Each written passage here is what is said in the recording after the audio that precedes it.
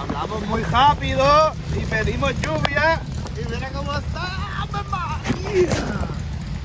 Uy, clase de grietón. ¿Cómo se puso esto? Repítelo, repítelo. Aquí vamos a estar un buen ratito.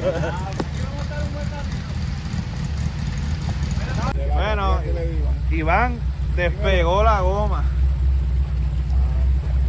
No hace más que montarse y 5 minutos después ya hay una avería. Pero hay un video que le estaba dando suave. Cariño. Y cerré los ojos, iba concentrado. Ay, en primera, suavecito. Se despegó la